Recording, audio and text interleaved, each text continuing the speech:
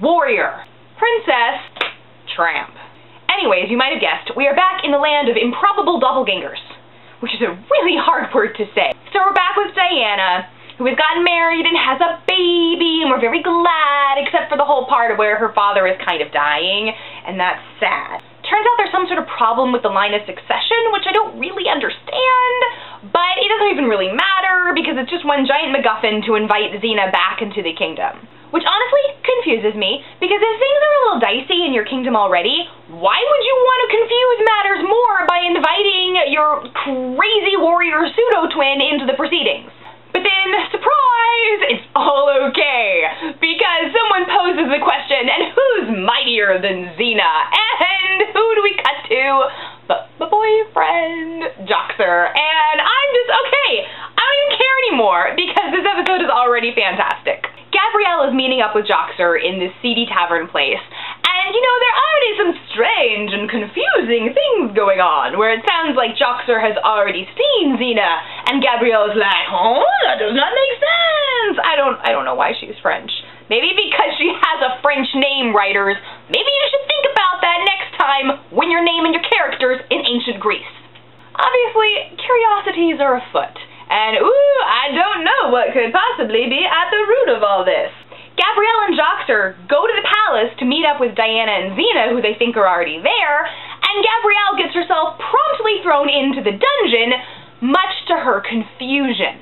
Luckily, they don't drag out this whole reveal too long, because of course it turns out what we're actually dealing with here is a third Xena doppelganger named Meg. And this episode turns magical so quickly, it's like, I don't know, the writers went to Hogwarts, because everything just turned amazing. And it's all because of Lucy Lawless and her ridiculous mugging for the camera. I don't even know what it is, but like, the faces that she pulls when she's being Diana and Meg are just, they're flawless.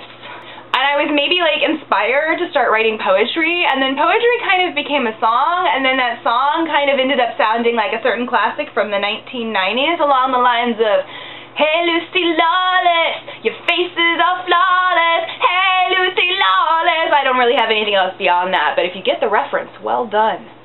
The point being, Lucy Lawless is hilarious when she's being Meg. I know, there's something about her that kind of reminds me of a hamster. I don't understand it either. At one point, she starts spinning her chakram like it's a top, and it breaks, because this is not what you do with a chakram, whether or not it is the real deal.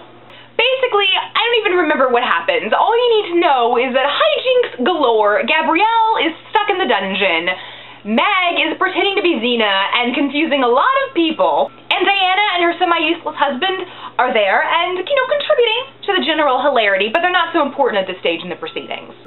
Okay, I have to stop for a second and just acknowledge the fact that there was construction going on right outside my apartment. There are leaf blowers, there is a backy-uppy van, and there's nothing I can do about it. My light is fading, and I'm so sorry. But, like, I should have made this video weeks ago, so just please forgive me and bear with, and I think we'll all get through this together as friends.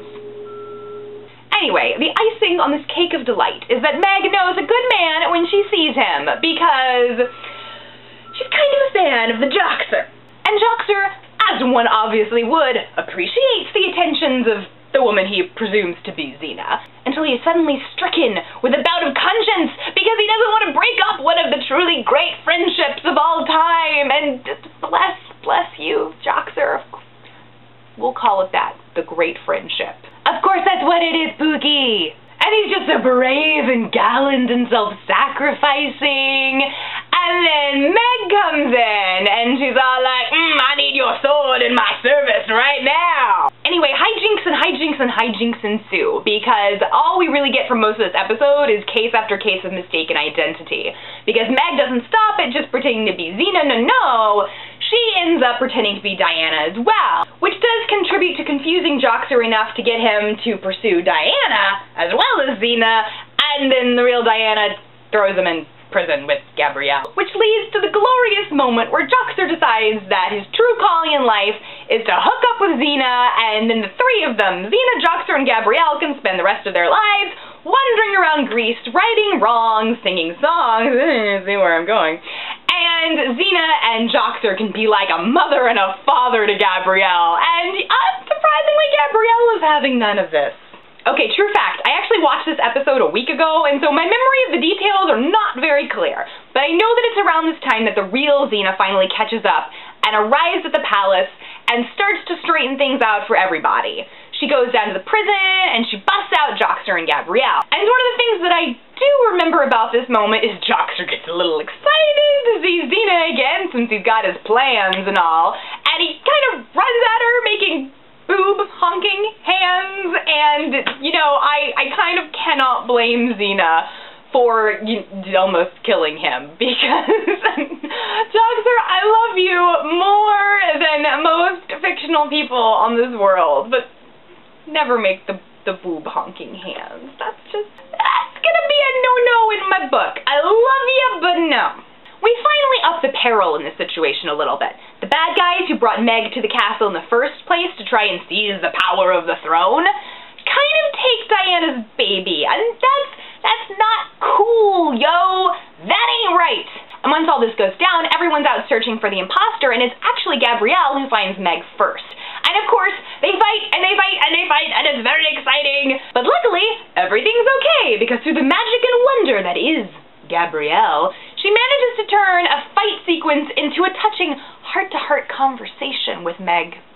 And Meg, trapped in such close proximity with the awesome power of Gabrielle's heart, begins to soften and relent and kind of essentially comes over to the good guy's side.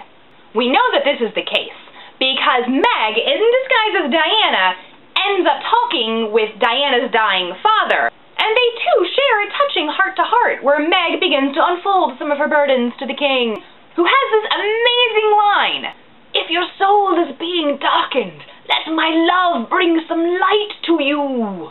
But back to the important stuff, not the cheesy sentimental heart-to-hearts, but the adventure times.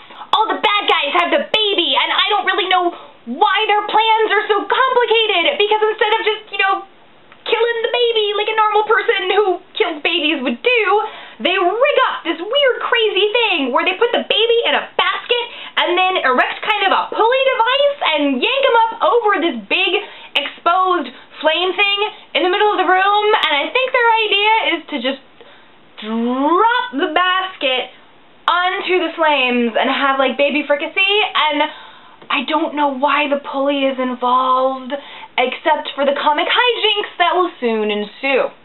But because suddenly, who should come through the door but Xena, who proclaims herself to be Xena, brandishing her round-killing thing. And yeah, it's pretty clearly Diana, and the bad guys see through it in just a second, and then she gets caught.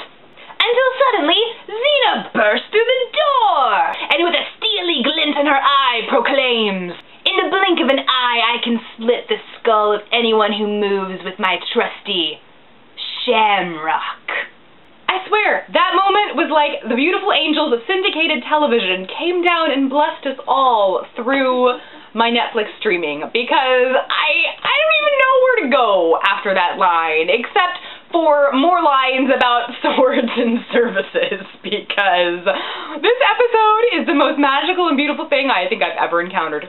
But the real Xena finally comes in and breaks up the hijinks with some actual fighting times, and as you can imagine, there's lots of weird stuff with, like, the baby pulley system, until finally the baby just goes flying back and forth across this room in some terrible green screen action. But everything is eventually righted, and the bad guys are caught, and Diana catches her baby, and, Meg is Meg, and she's still there, but we don't really know what we're going to do with her yet.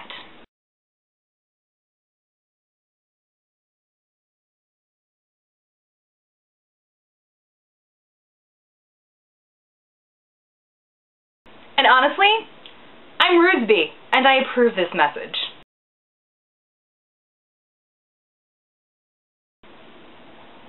Neither Xena nor her remarkably coincidental identical twin Diana were harmed during the production of this motion picture.